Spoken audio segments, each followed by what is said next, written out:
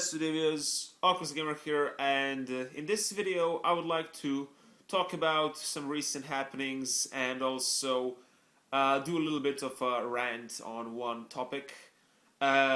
So, as some of you recently know, there was Super Mario 64, a remake, like only the first level, made by fan in Unity. So it looked cool. It looked cool for something that was made quick, and it wasn't basically a full remake, but just the first level. It looked nice. It had some problems with some controllers. That's what I can say from trying it out, but it was nice. And what happened? Nintendo actually made sure that the guy takes off from his website the game. So now, if you go on the website, instead of seeing the game, you see a message that was left by Nintendo of America attorney. Basically, they told him like it infringes a copyright of Super Mario 64, track it down. You get the point how the corporate fucking fools talk. And my main problem with this is, why do people feel so threatened to listen to these bogus requests from companies? Like, what the hell? Like, here, let's think rationally for a second. He's one individual.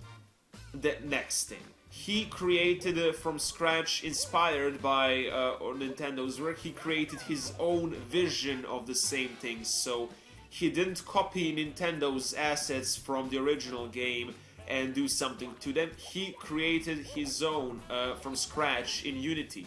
He didn't like take what was inside of the N64 ROM of Mario 64, but he created from scratch. So you can see that he was doing something original himself. Next thing, I really don't see the point of them just getting all scared and doing how Nintendo writes.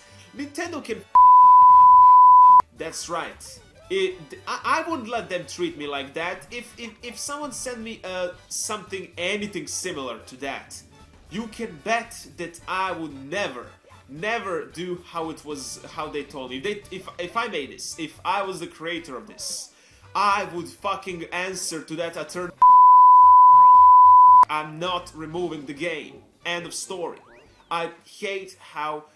Why are they so giving up quickly? Why would they give up so quickly and just do how they were told? That's the problem with today's people. They just do how they are told. They never think for themselves.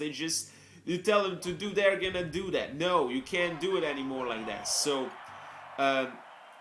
first, I think the request that was made from Nintendo was out of fucking proportions, because the game was put there on free. He did not earn any single dollar from that small remake he did. He did not profit, he didn't steal anything. He just created a small remake for fun and shared it with others to try it out. If anything, that remake would encourage people to buy the original Super Mario 64 and try out the other levels if they like this one. And then why doesn't Nintendo make Super Mario 64 HD remake? Why is that something that fans are doing even? Like, is Nintendo that lazy to just create a remake themselves? But that's not a problem. The problem is the creativity of fans should not be limited. Now we live in a digital era, so the whole copyright law from the United States, it needs to improve. It needs to like change and make it more clear, because most of the things that are now on internet are gray area and unclassified, because when the copyright law was made, there were no such things as video games, internet, and basically digital distribution. So there were no digital distribution, so they couldn't know what would be in the future, so it was never defined what can and what cannot be done. Yes, there is a fair use, but fair use is defense. And for example, if you get sued in court, you can use fair use as a defense, and that's exactly what I would use. I would like say to the attorney if they. When I told at the beginning, I would tell them to and insult them. No, I was joking. I'm still a serious person when I want to. I would tell, I disagree with this. If you feel that this is damaging you in any way, you can feel free to locate me somehow, sue me, go travel to my country, let's go there to court, let's have a case, and I would use fair use as a defense, because I believe that when someone is creating something themselves, if it's inspired by other, and if they are not claiming, I could only understand that Nintendo reacted is if this person was trying to make it look like he is the creator of Mario and like he is the original creator of Mario 64. But he clearly didn't try to take the credit from Nintendo. He did acknowledge Nintendo's work, and he just wanted to show his HD vision of the game, how he thinks about it. So because of that, there is really no reason he didn't damage you in any way. If nothing, he could just promote you. Well, this is pretty much how I think of the whole situation. Please leave a comment if you would like to. Something share with me your story experience, maybe some advice. But let me tell you one thing, one final thing. Do you really believe that a large corporation would waste so much money?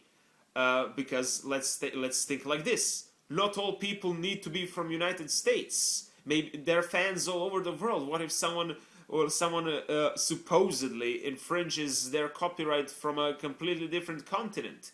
So is Nintendo going to travel all the way there, especially if they don't have their division in that country? Would they travel all the way there to file a lawsuit, locate the person as well? Because if it's just something put on internet, they're not going to have his address listed. So spend time looking for his address, filing a lawsuit, and wasting like up to 5 years in court, because these lawsuit cases are pretty long.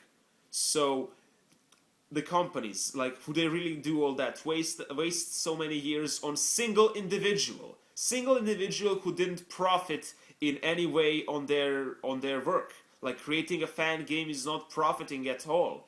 Like, it's just, he just put on website, it was promoting, not profiting. But even if you profit, depending what you do, something is fair use, something isn't.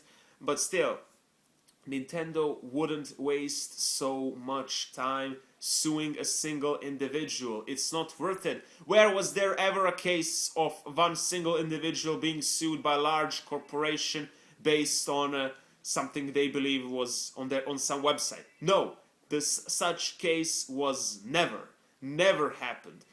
At least not outside of, maybe it can happen in Japan. I don't know, they're freaking corporate crazy people, but outside of Japan, it never happens. So if you don't live in Japan, chances of that happening to you are 0%. I hope this clarifies how I feel about this situation, and if you have something to share, just leave a comments. Ciao, Tane.